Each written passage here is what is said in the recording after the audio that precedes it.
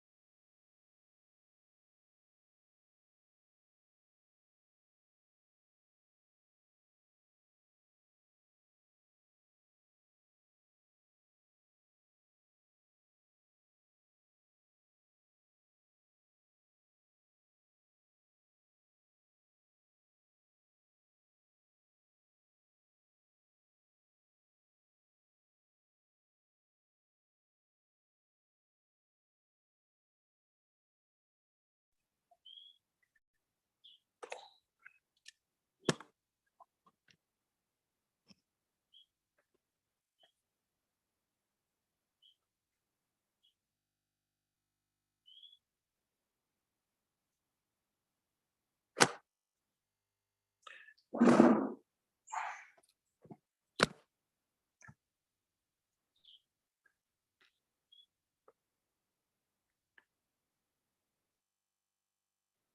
we'll start. Some problem with the internet. Am I audible? Is it okay? Video, audio, okay? Yes, Guruji.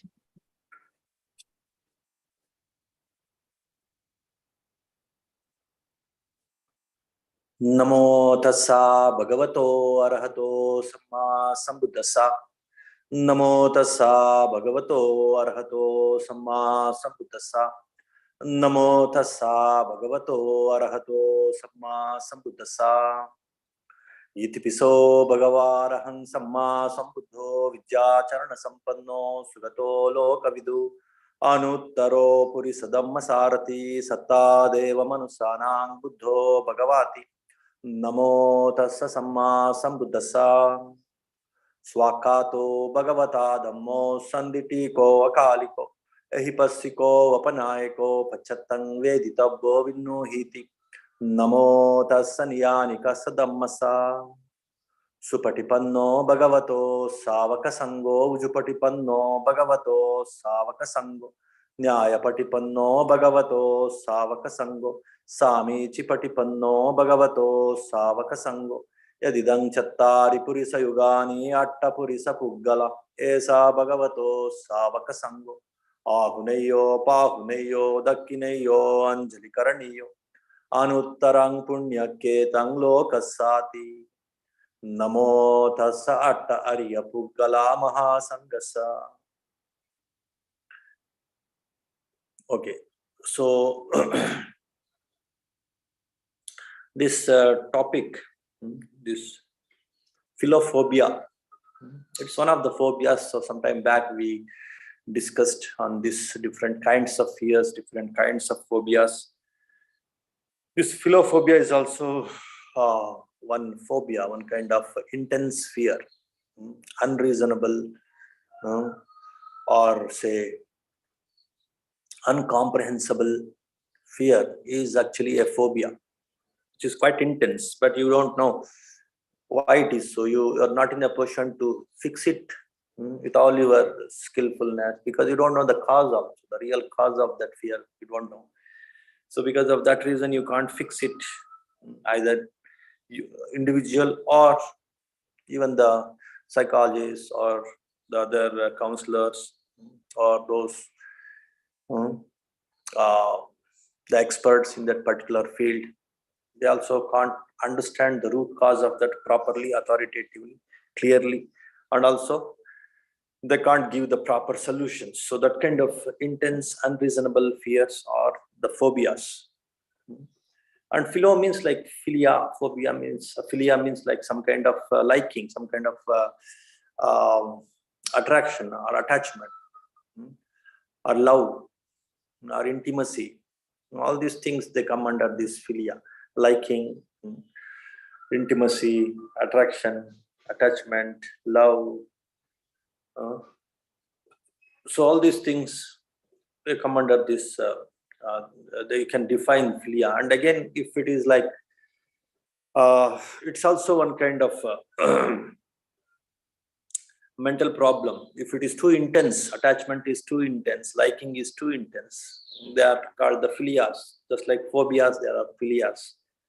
Too much liking, too much attachment is also a problem. That's why all these extremes are problems. That's why the moderation, understanding this is too much liking, this is too much disliking, that kind of understanding is there, and those extremes are dangerous. That kind of intelligence, if a person has, then he can avoid both these extremes. But unfortunately, in this problem, this philophobia, the fear to love, the fear to like, or fear to being loved, being liked, that is also like philia here. Not only you liking, or you caring, or you having intimate relation, and the other people having some liking, having some intimate relationship with you, that also you don't like, either you yourself liking or somebody liking. So that kind of, whether it is intimate relation, or it can be stretched, or it can be expanded and stretched to all kinds of liking also, not just these intimate relations, all kinds of relation also. Some people, they start developing some kind of disliking, some kind of, because of the disliking, the fear comes. Fear is the hidden form of disliking. The root may be, sometimes maybe it may be craving, but deep inside again the mind will be resisting. This craving may not be good, that's why you start disliking it. And you can't express that disliking properly, then it becomes a fear. And confidently you can't express that, then it becomes a fear and phobia. Especially in this case, this philophobia. So here you should not, so just like this philosophy, the love for wisdom, here you should not think that this philophobia is love for fear. No, it is the fear for love. Here, the fear is the dominant item here in this word, which is a complex, it's a compound word. Both this philo and phobia is there. Here, the phobia is the dominant one. That fear is the one. Fear for what? Fear for this kind of intimate relation. And you can stretch it to all kinds of relations, all kinds of liking, all kinds of love. So this has become one very big fear nowadays all over the world. Why? That's how the world is, moving on. The people are becoming more and more individualistic, more and more freedom-loving. In the ancient days, there was some kind of hierarchy, one protecting the other, so that one can depend on the other, and the other is depend on someone else who is superior, whom they think they are superior. So in that way, that proper order, proper hierarchy was there. Then that social life, that social hierarchy, that social living was very much soothing, very much comfortable. Because of that, being loved, loving, being loved, caring, being cared, that was very much appreciated, that was very much promoted from all angles. Social reformers, the political reformers, the religious reformers, they used to highlight about the importance of this hierarchy, order, social order, one depending on the other, depending on their abilities, their ability to protect and care the people who are a bit inferior to them in some aspects, like children being taken care of by the parents, and the parents being taken care of by, say, the leaders of the community or the leaders of the religion. So that kind of hierarchy was very much there. And in the joint family, there was a lot of group dynamism. So many people used to protect so many other people around them. So that kind of caring, protection, there these intimate relationships also, they become a part of the society, part of the group, part of the family. And that way there was no hesitation. If it was a socially acceptable intimate relation, there was no hesitation in resisting that kind of intimate relations or intimate love.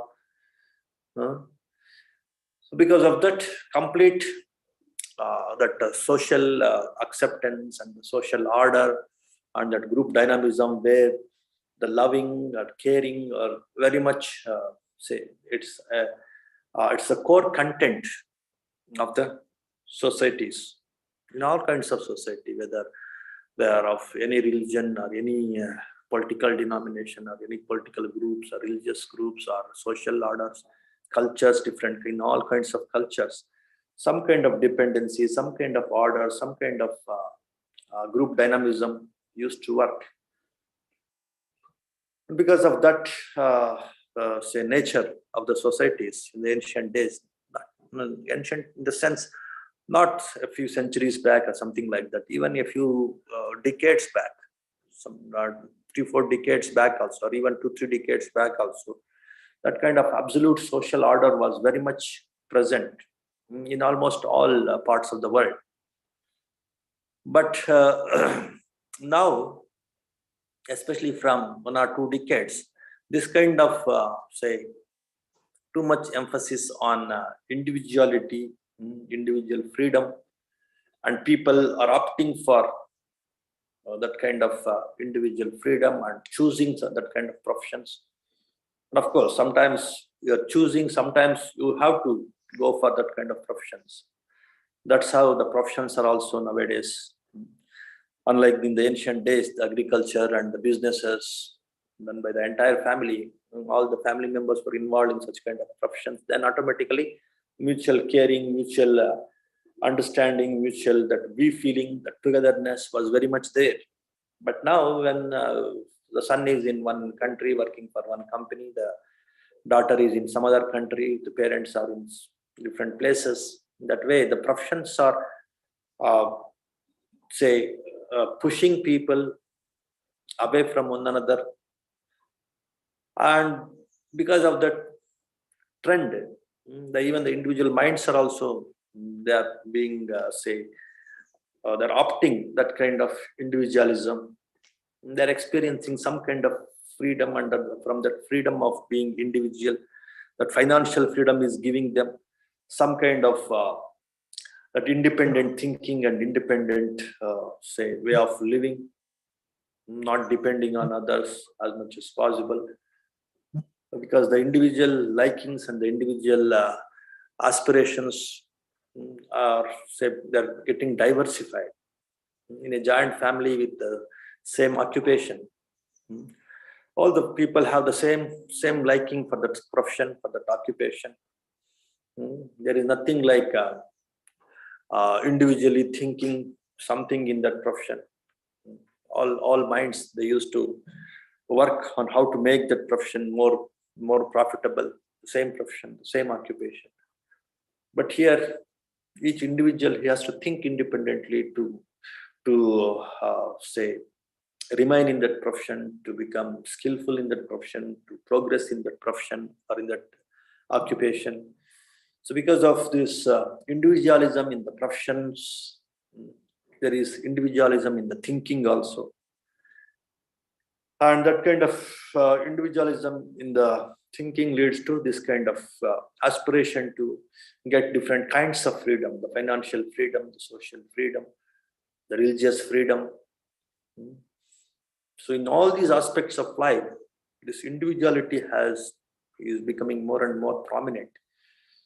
Many people who are appreciating this kind of group living and togetherness, we feeling, which is based on many of the theistic concepts, universal oneness, universal fatherhood,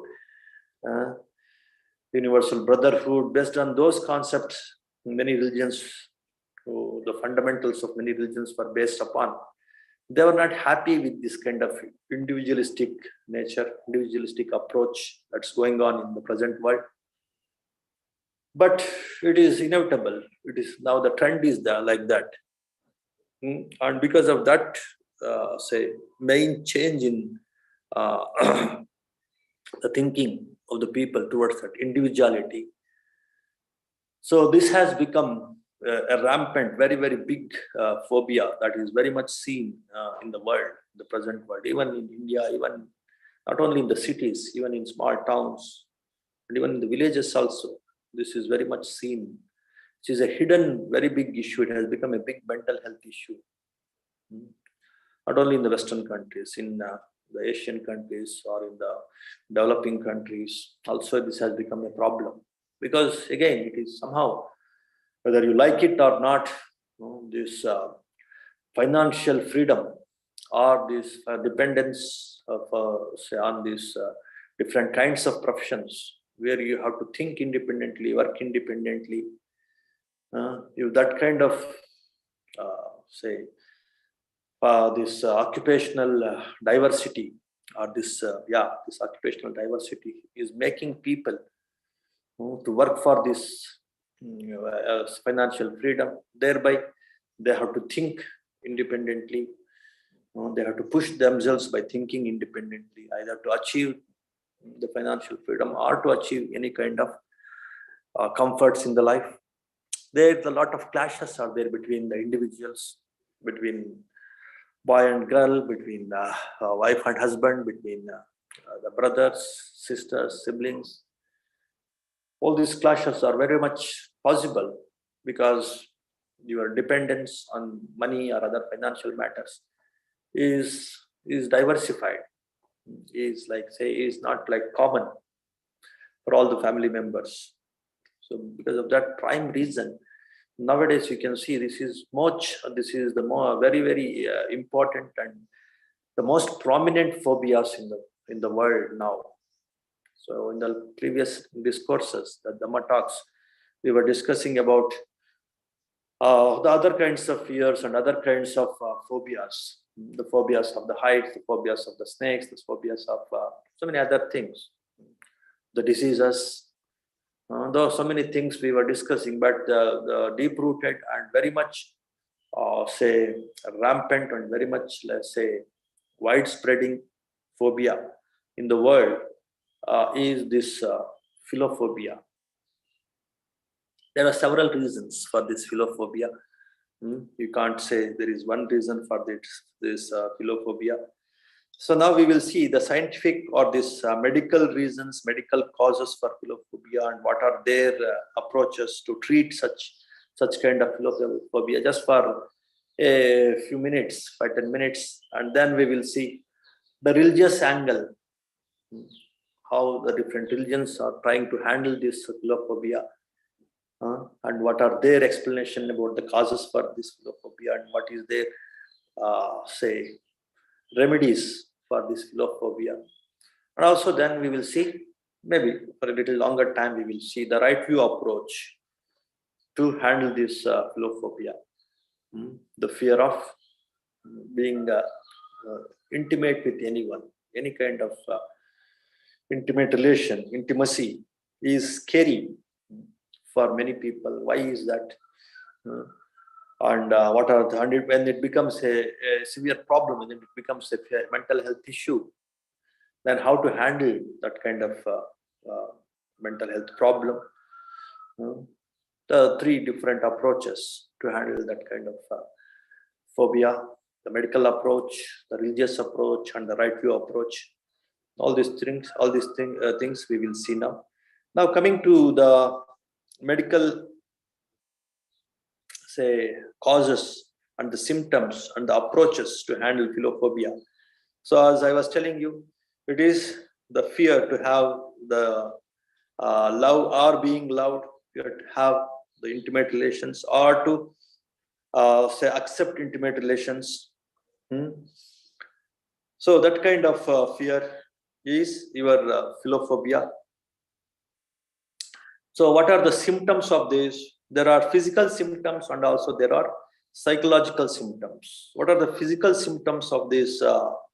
First we will see psychological symptoms, then automatically that kind of psychological symptoms, they will express in the body also, then they will become the physical symptoms. So what are the psychological symptoms? What will happen in your mind when you are suffering from this philophobia, when you have some fear, when you have some kind of disliking and resistance in sociability, in say,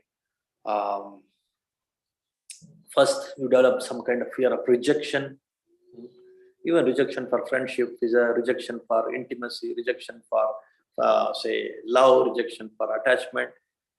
So all these kinds of fear of rejection is the first thing. And then if that, and there are so many other reasons also. What are the other reasons for this philophobia? That also we will see. And before that, we will see how they are expressed in the people or the patients who are suffering from this philophobia. The psychological symptoms are, when you think of a phobia or a fear, generally, not just in this, in all other phobias also, there are some common symptoms. But in this philophobia, in this phobia, you are feeling anxious when thinking about the very closeness, the very intimacy, the very attachment, love a relation, when you think of relation, when you think of love, when you think of attachment, when you think of intimacy, when you think of friendship or closeness also, you feel anxious. You feel something, some aspect of your being is affected in that closeness, in that friendship, in that sociability, in that intimacy. You feel anxious. That is the psychological symptom of this philophobia. And you start avoiding any kind of relation, close relation. That avoidance becomes, that resistance and avoidance again becomes very much prominent in your thinking. That you start expressing also, that you start say practicing also, that avoidance. Difficulty functioning when thinking of love or relations. Not only you start avoiding that kind of thing, and because of it accumulates in your mind, all other functions also, you find it difficult to perform the other things, other functions, other works also, because of these thoughts, this danger in the romantic relationships or even the friendly relationships also. If you're thinking a danger in it, then you can't perform other functions, other activities also. Having a feeling of fear that is out of proportion to the danger of the situation, such as becoming hysterically fearful, or saying I like you, or I want to be friend with you, I want to be close with you. So to express that very thought creates some kind of hysteria, some kind of deep fear, deep vibration in the mind, vibration in the body. You start experiencing that kind of hysterical experiences also you will encounter, you will face if you have this philophobia. This fear for intimacy, fear for closeness, fear for close friendship, love. So in this kind of closeness, you experience this kind of psychological symptoms. What are the physical symptoms? The physical symptoms are like your breathing, labored breathing. There is some disturbance in your breathing pattern. You feel like taking some deep breaths, or sometimes you breathe fast. Rapid heart rate, your heart rate also will increase. The rapidity of heart rate will increase. Sweaty palms, the palms become sweaty. You start experiencing sweat in the palms. Nausea, the feeling of that vomiting feeling, and the dizziness. Some dizziness also you experience. And the gastrointestinal symptoms like nausea and stomach upset, and unsteadiness of the feet, or a feeling of shaking or trembling. We experience a feeling of shaking and trembling if you go through this philophobia. These are the physical symptoms of philophobia. Being intimate, and you're in a group, or that very thought of you want to be in a group, you want to you want to have some closeness with some person, that kind of thoughts come. Then if you experience this kind of physical symptoms, then you can say that you have this problem of philophobia. Okay, so these are the physical and psychological symptoms that these doctors and these clinical psychologists, they talk about with regard to this philophobia. This is very much prominent. This is very much rampant. This is very much seen, widespreading in the present day world, even in small towns, even in the villages also, even in countries like these mountainous countries also. Because as I told you, the main reason, if you go to the cause, the main reason is this individualism. Each and every individual, he has to look for his own livelihood, his own he has to push himself to earn, he has to become independent, he has to depend on himself only. That kind of individualistic pressure, mainly because of this economic reasons. Mainly it is economic reasons. So the people are becoming individualistic in their thinking, in their living. So that because of these reasons, you can say this philophobia is becoming rampant. Then again, they say there are some different other reasons also, like some childhood traumas. In your childhood, there is some difficulty If you develop some kind of care with from your caretaker who used to like you, but he has, like, say, created some problem for you that has created some deep imprint on your mind. Mm. Caretaker, anybody, whether he is your sibling or your relative or your parent, who is supposed to be a caretaker, but he some abuse, because of some abuse, he develops a lot of say, distrust among the people, among the caretakers, among the loved ones. So that kind of trauma, if you have experienced in your childhood, that may become a main cause for becoming close with anybody, because that thought will come: I will be cheated, I will be abused. So that kind of thoughts come, again you develop this kind of philophobia, the fear for being close with anyone. Physical abuse, sexual abuse, neglect, all these things, if you have gone through, now then in your childhood, that may lead to this kind of philophobia. Or maybe it may not be in the childhood, but maybe previously, maybe 1 year back or 2 years back, if you have some kind of negative experience by being close with, maybe with your friend, now you are, let us say, some 25 years, 30 years or 20 years. So sometime back you thought that this is a very good friend, but there is some clash of ideas, differences, or some cheating. Then you lose interest in that very friendship itself, the very love itself, the very intimate relation itself. You completely lose interest. You completely develop some negativity towards that kind of relations. Now, it may not be childhood trauma. It may be a recent past experience, negative experience also may be the reason. And even the genetics, they say, it may be a reason. The anxious families, the fearful families. So if you take birth in such families, then you may carry that kind of genes, and you may experience that kind of philophobia as you keep growing. Up to the extent of 76%, the genetical reasons may be there. That way, some researchers, they have given that research data. And the poor parental relationships also. If there is no harmony or understanding between the parents, always they are having some issues, fighting all the time. And the children with the single parents, or the poor parental relationships, if they have seen and if they are seeing, then for such children, for such people also, this kind of some kind of disliking in closeness or intimacy or marriage or in love, all these things, they lose interest first and they develop some kind of disliking, and it may become a phobia also. That intense disliking is actually phobia. Intense disliking, automatically it will turn into a fear. So in that way, this kind of this philophobia, the different causes they are explaining. And one more reason they say is like even the other mental health issues. If you have some other mental health issues like depression, a strong risk factor, so then again you may experience. And if you are having some kind of a feeling of worthlessness, if you are feeling some kind of worthlessness, that self-esteem is very less because you have failed in maybe in other professions also, not only in the relations, in the friendship, but in the other aspects of the life also.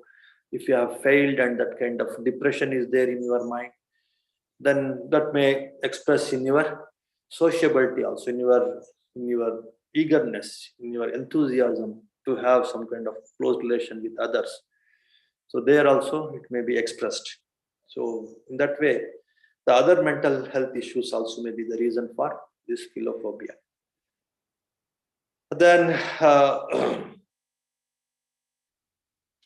so then you may feel you find it very struggling. You struggle to open up to others.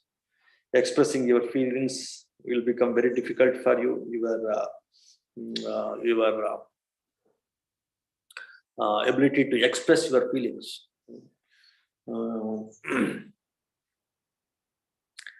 put it into the words, expressing your feelings and put it into words, it becomes very, very difficult for you. You feel that you can't trust people. You develop the deep say impression towards others that none is trustworthy. That kind of impressions you'll start getting. And also you feel that in developing any kind of close relation, it may lead to some kind of I get trapped. If I develop any closeness, I get trapped. It will hinder my freedom. That is one of the biggest reasons.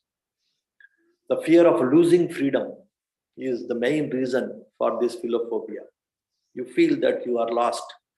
You get trapped in developing any kind of close relation, any kind of dependency, any kind of close relation, any kind of so you don't feel like fitting into any kind of hierarchy, any kind of order, whether it is a social order or in the order in the profession, order in the religion, order in the politics.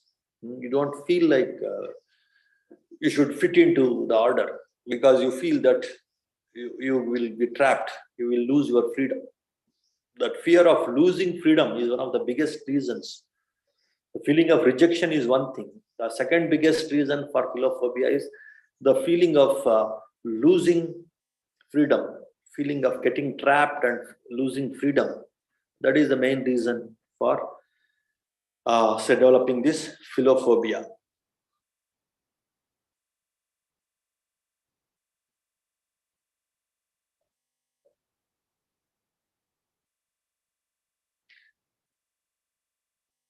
After a few days and few days, I will be ignored because of that fear also. You don't feel like having any kind of closeness.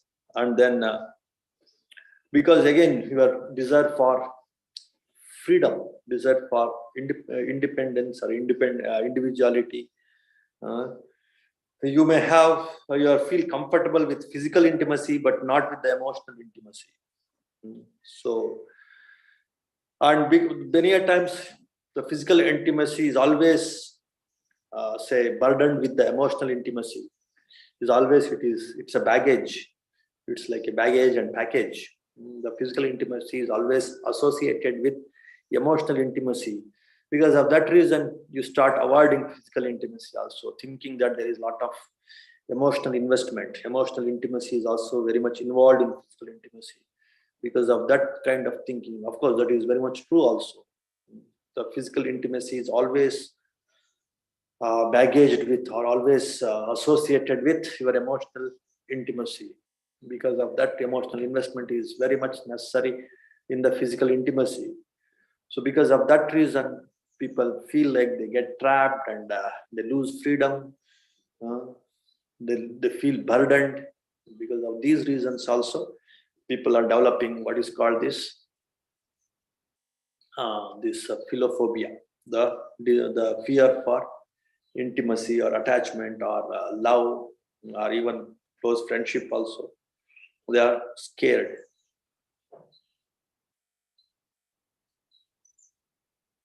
So yeah, this is the main thing. So your desire to be free, be independent, be individualistic. So that desire, when it is becoming stronger and stronger, then the desire to be with the people, with the intimate, to be to love someone or to being loved by someone. So that kind of desires are taking backseat. Not only taking backseat, they start hating that kind of relations, that kind of intimacies. So then if it becomes it percolates into your subconscious, that hating, that disliking, if it becomes intense, then it becomes what is called your phobia. So that is what is your philophobia. And what is the treatment for this? The medical treatment. And they say, of course, so many kinds of the treatments, like they used to treat the other kinds of phobias, like your cognitive behavior therapy. This type of therapy can help people to replace unhelpful thoughts with more balanced ways of thinking. For instance, if you are convinced that opening up to a romantic partner will assuredly result in heartbreak, cognitive behavioral therapy can help you to develop a different, less phobic perspective. So many other kinds of counseling, treatment, they try to say involved in this cognitive behavior theory. Your very perception towards that kind of closeness, that kind of relation, that kind of intimacy, they try to change by countering it with other kinds of thinking, other kinds of benefits of intimacy. And then the next therapy is the exposure therapy, exposing. With the help of a trained professional, you may face some of your fears, such as fear of going on a date or revealing personal details. But with a trained person, with a close friend, you are asked to do that with that exposure. And if you see there is no threat in that, again, maybe to some extent you lose that fear. And of course, the third thing they go for is the using of antidepressants and medication. Medication like your antidepressants and all, if it becomes too intense, if it starts appearing, expressing in the form of your physical symptoms also, this philophobia, then medicines are also required. And if it leads to some kind of depression and all, then they give antidepressants. So in that way, they have their own ways of handling this kind of philophobia. And of course, they give some counseling to the people around them, the people who are suffering from philophobia. For them also, they involve in treating the such patient. And in that way, they have designed their own psychological techniques to handle such patients with the philophobia. Those who want to be independent, alone, and those who love freedom so much, but they can't achieve that freedom again because of so many restraints, like a lot of dependence, economic dependence, spiritual dependence. So many dependencies are there. Because of that, they can't stay independent also. So then they develop a lot of anxiety problems and depression also. Then it becomes an intense, severe philophobia, mental health issue. So for such people, they have given these different kinds of treatments and finding out the different kinds of causes. So that is a medical approach. Then coming to the religious approach, what is especially the theistic religious approaches. So there again they relate everything to some kind of universal caretaker, like the God, or the modern day the religious leaders. They bring in this concept of universal oneness, universal love. So instead of simply worrying about individual love or individual relations, then you just stretch it and expand it to universal love. Instead of depending on one person or one individual,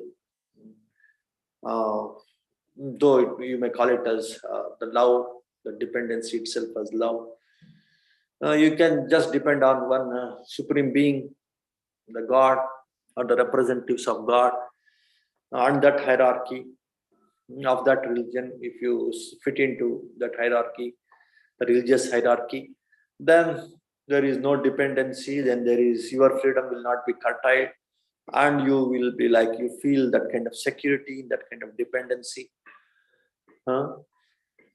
Then you don't lose the subtle, the beautiful feelings of love and care and being cared and being loved.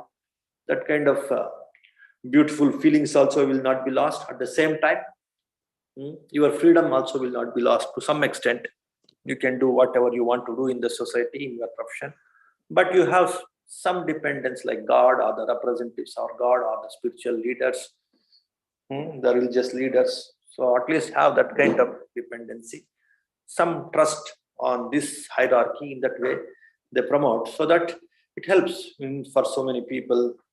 The religions also, to some extent, definitely it helps. Of course, the psychological treatment, the medical treatment also, to some extent, for some people it will help, definitely. Their contribution can't be ignored.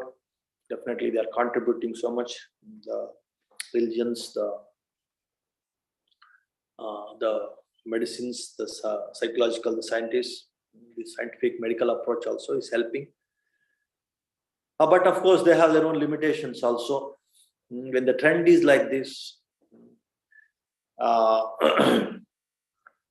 They may not handle all kinds of philophobia issues.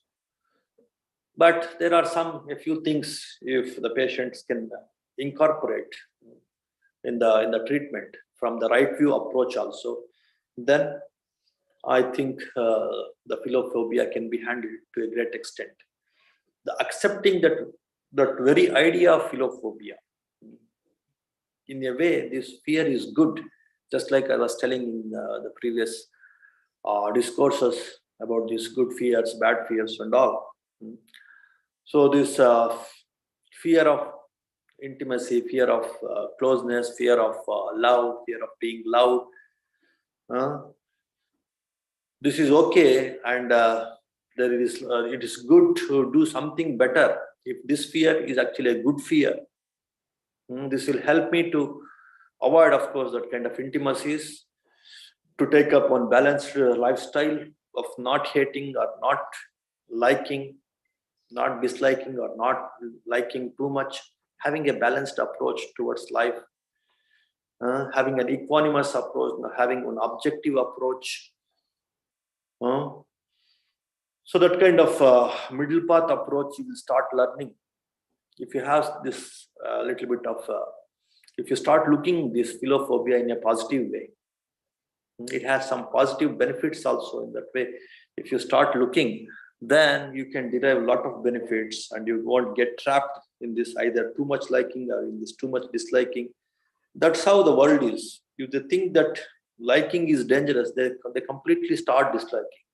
And if they think that disliking or hating is dangerous, then they start completely hating. People somehow, by default, the human minds, they wobble towards these extremes only all the time. But this right view approach is moderating these extremes, balancing these extremes. Just like a driver, when the vehicle is going too left, and he should be conscious and he should bring to the center. When it is going too right, then he should be conscious and he should bring it to the center. An expert driver, he does it like that. So in the same way, if we are going too extreme in liking, we should be conscious and we should come to the moderation. And if and instead of falling into the extreme of disliking, that is also danger, is it not? If you are driving too extreme, that is also danger. If you are driving too extreme of right side, too extreme of left side, you hit somebody or something. In the same way, too much liking, too much disliking is dangerous. Somehow I should learn how to balance the things, how to bring the things to the means.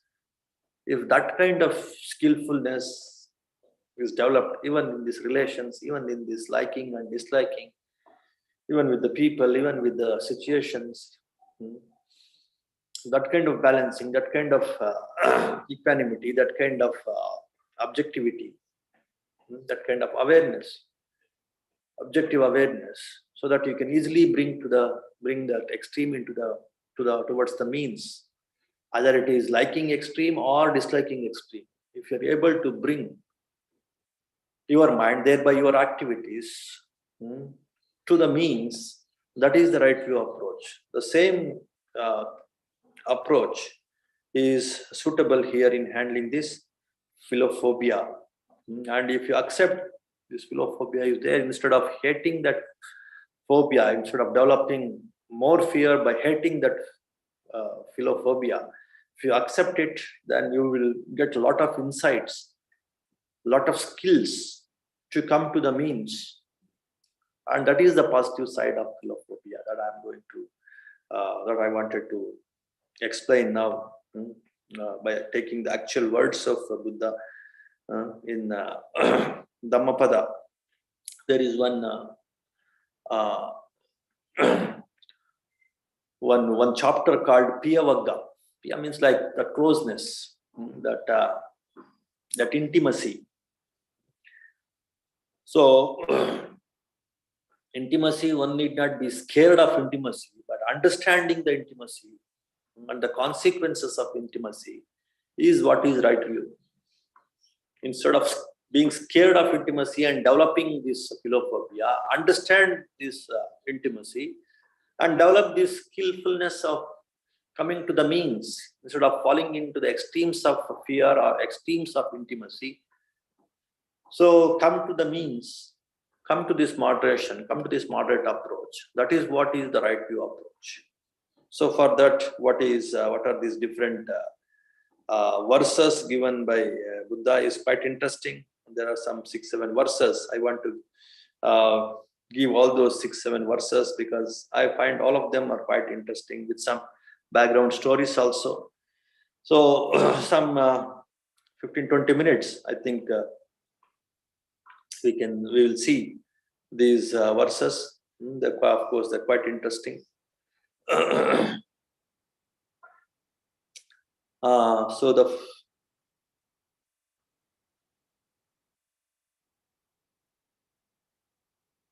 this is in the Piyavagga. The first verse is like your it's about 3 family members: the son, the mother, and father. The son he becomes a monk, and let us say he becomes an intense. He decides to become a renunciate, and he wants to develop this mind, the purity of the mind, by practicing meditation and all. And because his parents are also very much attached to him, they also thought our son is not there with us, so let us also become the monks and the nun. So in that way, the father and mother also, they became renunciates. All of them, they started practicing this monkhood or nunhood in a monastery. And what happens there?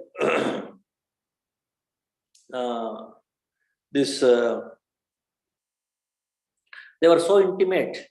Of course, when they were in the family life also, the mother, father, and the son, they were very intimate, very close, very affectionate to one another. So then the same trend continued in that meditation center also. Instead of meditation, they started talking with these affectionate words, with that same that familial affection. They started exhibiting in that monastic environment also, and it became too much. And when it became too much, and it became a nuisance for the other people who are working on their own mind and developing this objectivity, developing this equanimity, developing this kind of mental maturity, instead of getting trapped into this kind of intimacy and developing attachment and bondage. So that has become a nuisance for other meditators there. And then what happened? They complained this problem to Buddha, and Buddha then he called them and he reprimanded them. What you are doing is absolutely, it is not suitable for this, for your progress to derive the true happiness.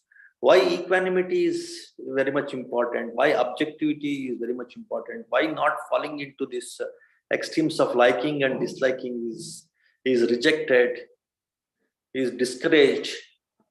Actually, in almost all spiritual paths, it is discouraged, because all likings, it has the other angle also, it has the other side also. The disliking will start in some way or the other way.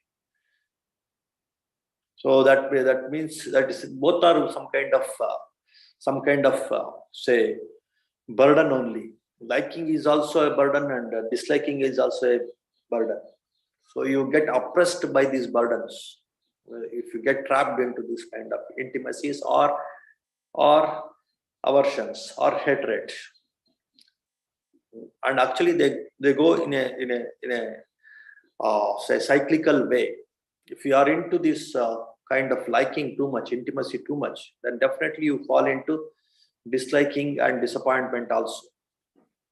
Too much excitement you experience with liking and with love and intimacy, then you have to go through the disliking or detachment and depression also, the disappointment also. They go in a cyclical way. That I know very well. Because of that only, I suggest people not to fall into the trap of these extremes of liking and extremes of disliking. That's what is the clarion call of all matured people, all wise people, all Buddhas and all wise people. That's what is the clarion call. Try to balance the life in a very skillful way. You get trapped in this cycle of excitements and disappointments, liking and disliking, love and hate. You're always stuck in this kind of extreme relations and get oppressed and pressurized and burdened by these things. Then you lose the focus on your life, the goal of your life of developing, say, mental purity, wisdom, freedom, which give you the real happiness. That focus you lose, and you get trapped like some menial people. Small things, petty things only. You remain there only. You don't progress even in the worldly life also. If a person who is more mature, more balanced, more equanimous, more objective, he only can focus on his economic goals or political goals or religious goals or whatever, social goals, and keeping that goals itself will balance this kind of extremes of liking and disliking. Authoritatively, if you handle this trap of likes and dislikes. So in that way, having a little bit of fear towards this kind of intimacies is not bad. It will protect you from that kind of trap of intimacy, trap of too much liking and attachment. And if you're a little aware and conscious and skillful and intelligent, then you can focus. You'll get a lot of time to focus on your work or your goals. And then you can handle these likings and dislikings to suit to your goal. And then you will have the harmony in the mind, the balance in the mind, equanimity, and some kind of moderate approach definitely you take up. So that is what is the right view approach. Buddha started recommending to this family, this father, mother, and the son, who became the renunciates. And because of their intimacy, they are creating some nuisance problem in that meditation center. So after listening to Buddha, they they started mending their duties, their behavior, and they started working on their mind, and of course they became liberated also. So in that way, this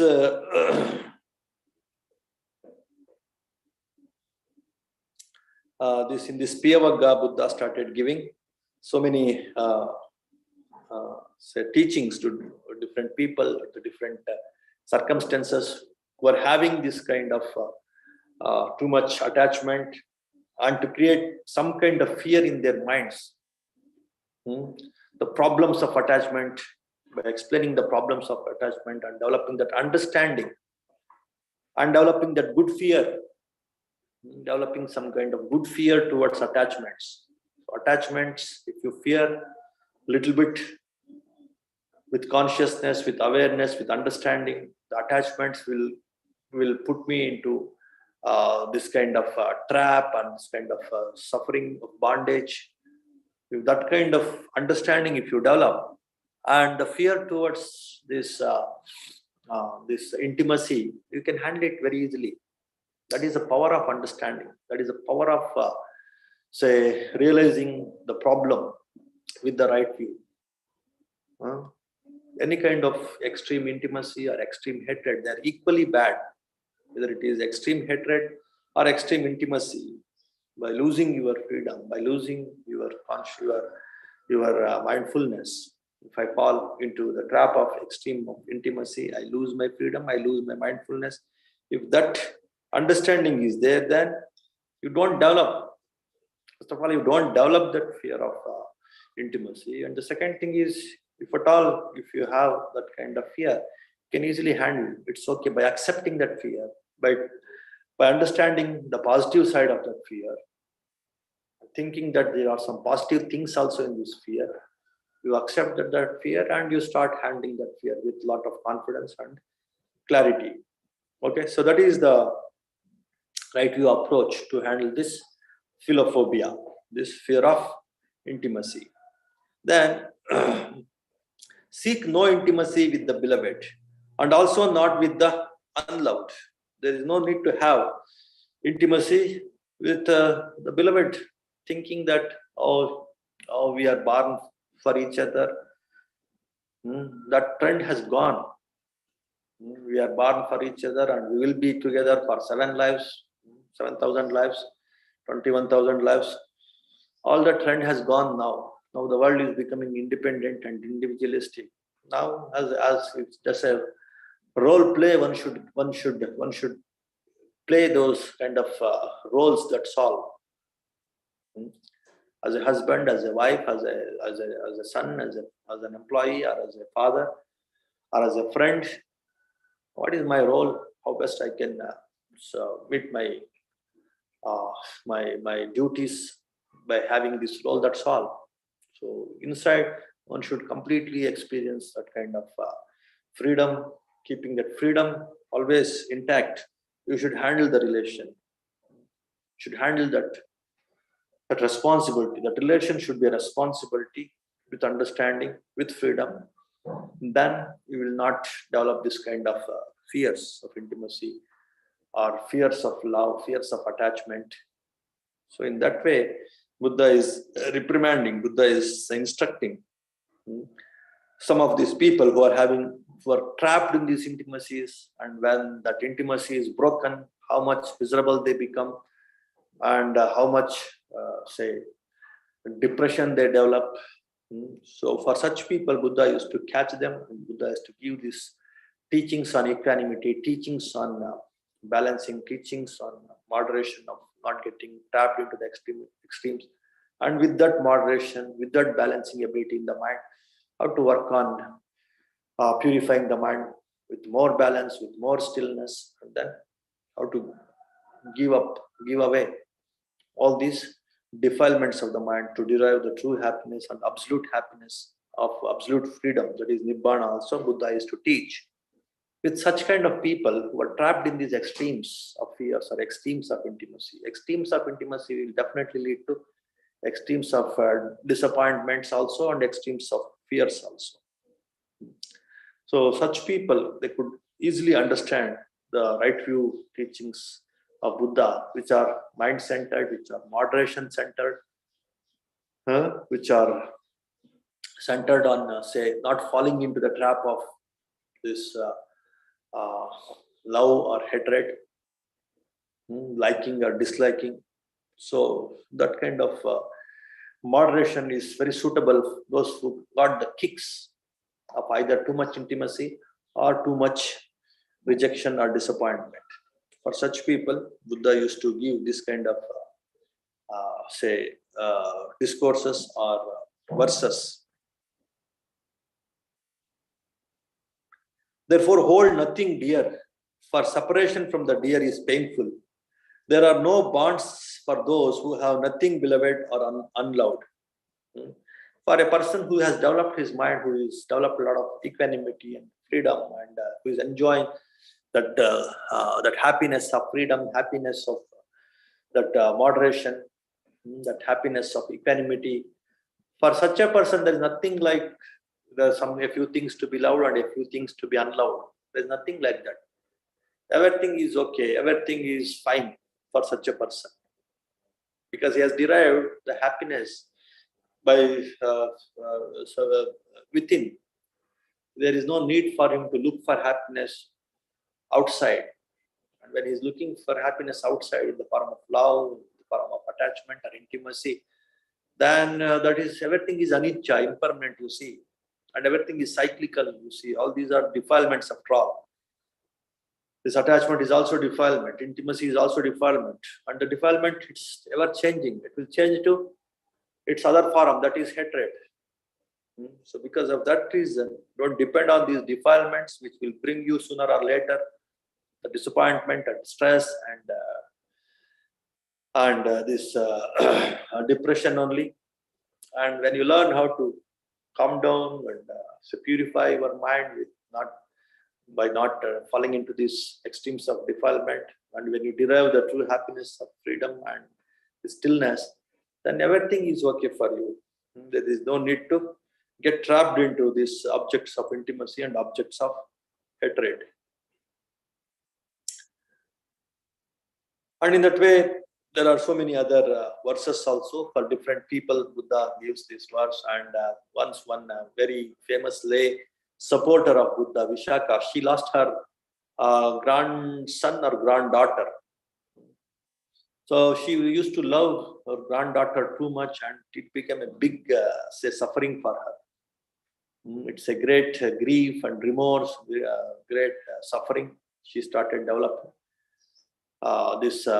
She was also a very wise lady, but still, because of her attachment to her granddaughter, then Buddha used to tell, if you consider, she was a very great patron to so many people, she used to help. If you consider all the people here in this city or in this town as your own people, and if you start grieving like this, the way you are grieving for your granddaughter, then every day somebody will die.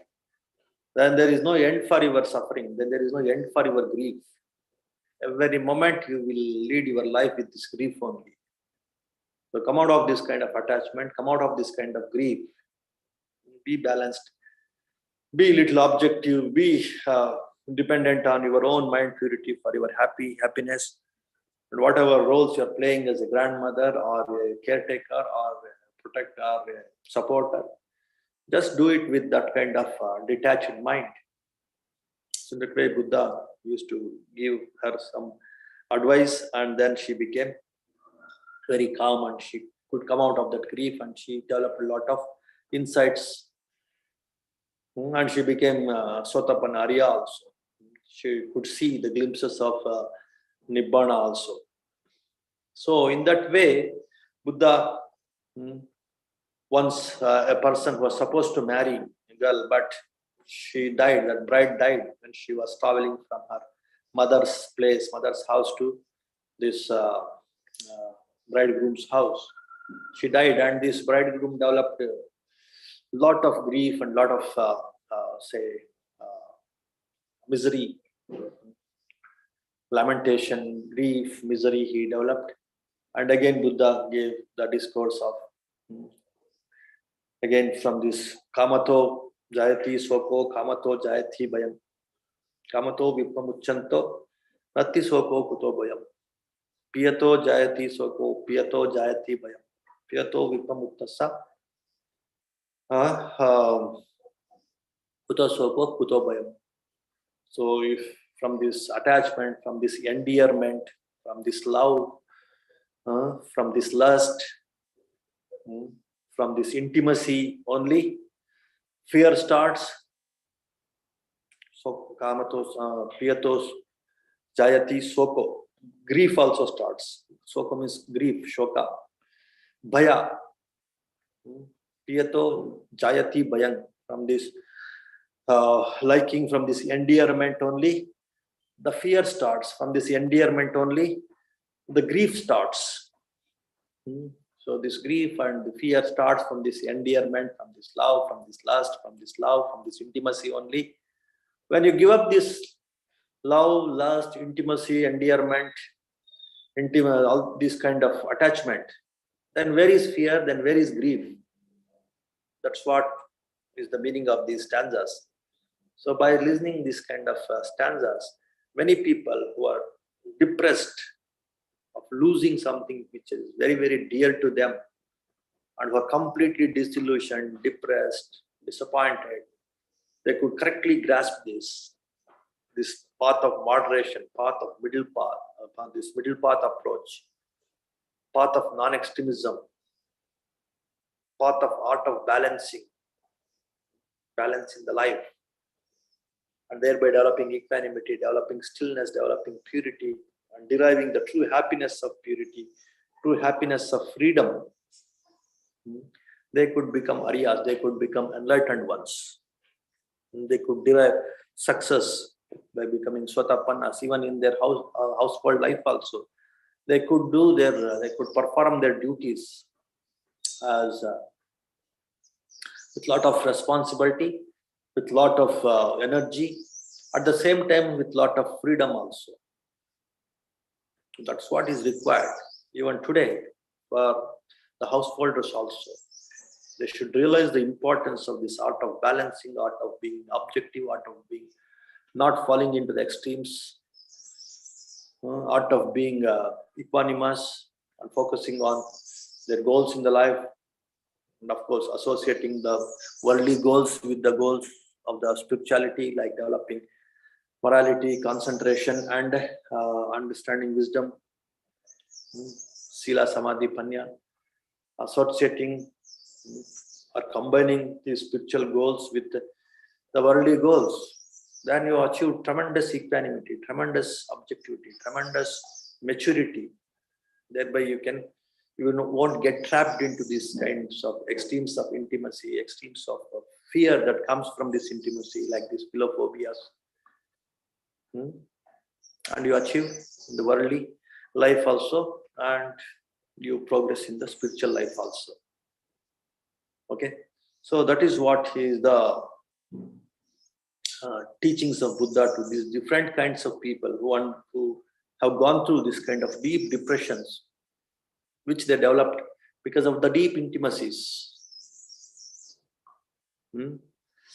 So that is what is the essence of all these verses in this Piyavagga. From attachment springs grief, from attachment springs fear. For one who is wholly free from attachment, there is no grief, there is the fear. From lust springs grief, from lust springs fear. For one who is wholly free from craving or this lust, there is no grief, where is the fear?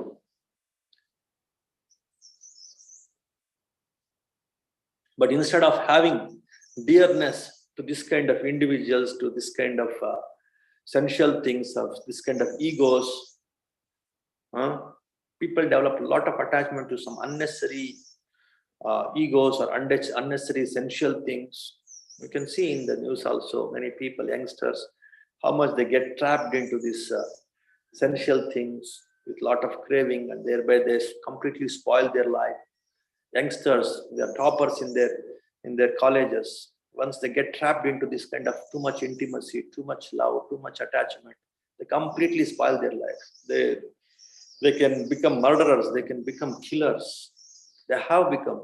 The recent past also, you might have seen, you might have heard so many incidents. They get trapped into this kind of extreme love towards the God and the teachers also. You can see that's lead to this kind of terrorism. Extremism is actually terrorism. That kind of extremism in intimacy also with individuals, with the lover or with the friend or with the teacher or with the religion.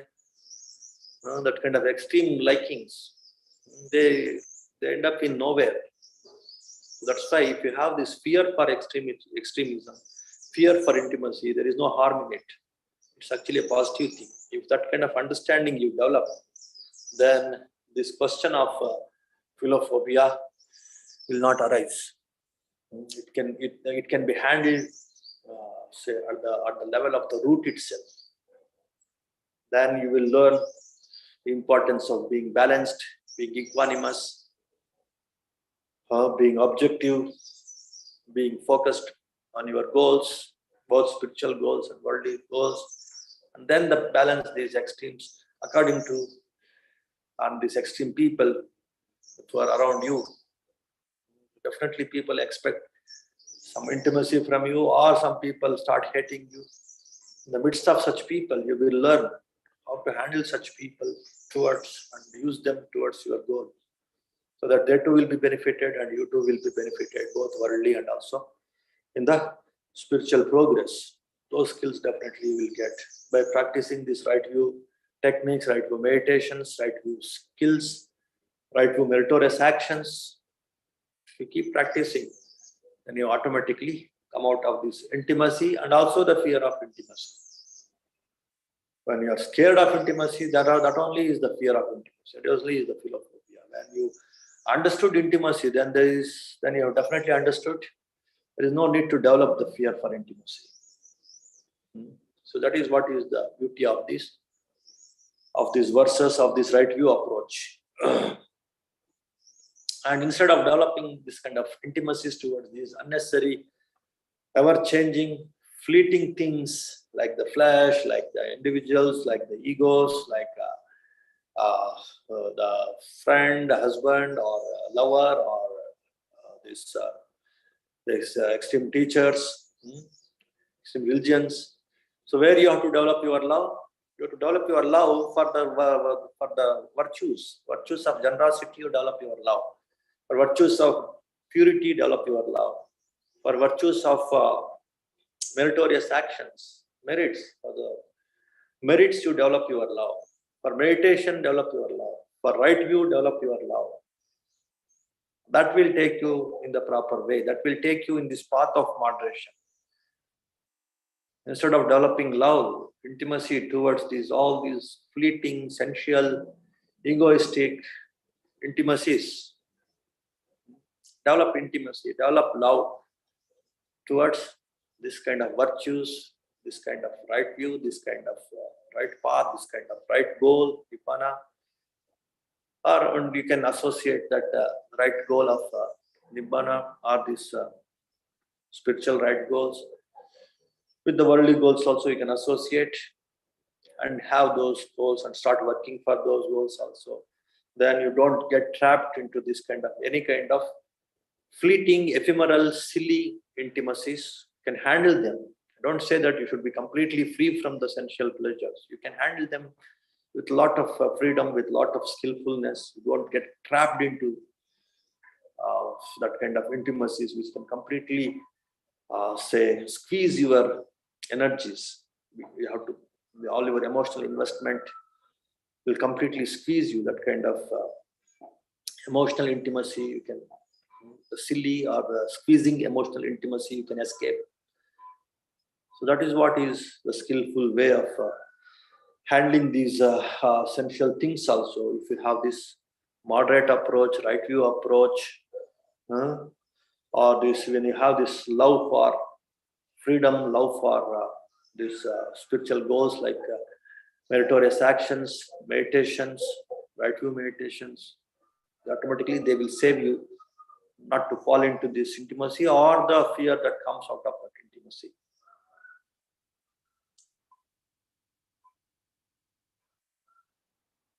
Okay, I think this much is enough for today. There are so many other stanzas also. I think for today's topic, I think this much is enough. So what is the key takeaway or the essence summary of this today's Dhamma talk? If you have intimacy, then definitely you develop the fear of intimacy also, because now the world is individual centric. So one has to learn how to depend on himself and how to push himself, how to progress by himself. Then automatically intimacies will hinder your progress by yourself. It will hinder your individuality, hinder your freedom, definitely. And because of that, definitely you develop that fear also, because nobody wants to lose his freedom, lose his individuality now, especially because the order is completely disturbed in the present world. There are so many kinds of social orders, spiritual, religious orders, but now it is completely disturbed. So because of this flow in the individuality direction. So if that is the situation, then nobody wants to lose that freedom and individuality. And definitely this intimacy will come in the way. And because of that, we develop that fear. And if you understand, fear is fine because of this very nature of intimacy, which will come in the way of my freedom. If that kind of understanding you develop, you're understanding the right way, then you become more, say, you are goal-oriented, whether it is spiritual goal or the worldly goal, and you succeed in your profession, in your worldly goals also. So in that way, you will start accepting that fear of intimacy. And that very acceptance is a very, very important step in handling this fear of intimacy, this philophobia. Once you accept it, then 50% of the problem is gone in that very acceptance itself. And with that acceptance, then you start tuning, or you start pooling all your resources towards your goals, then automatically the remaining fears also will go away. Especially when they're associated with these spiritual goals of mind purification, with this Sila Samadhi Panya, with meritorious actions, with right meditations. If you associate these things with your goals, with your worldly goals, then the remaining part of this philophobia, that fear also, will go away. The remaining aspects of that philophobia will go away. Okay, so that is the right view approach. So with the different examples of how, say, Buddha could handle the people who are having that kind of fears, that kind of disappointment they've gone through. So you can again comprehend and say understand the importance of having some kind of fear towards intimacy. There's no wrong in it. There's no harm in it.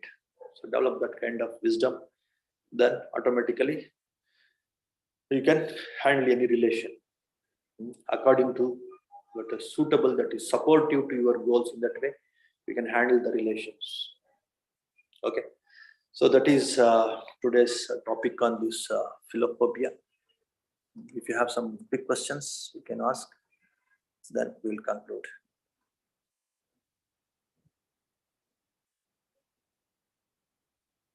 Any questions?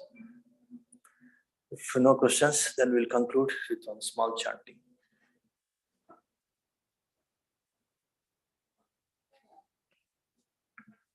Okay, so we'll conclude with one small question. Small chanting.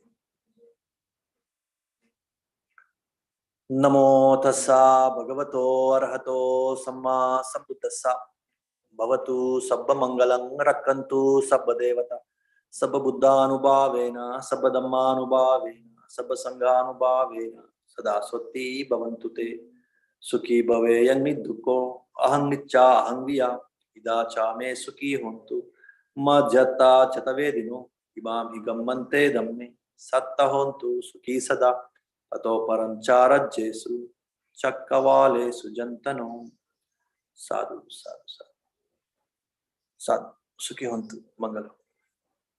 May all of you be happy, healthy and peaceful. May all beings also be happy, healthy and peaceful. Sukhi hontu.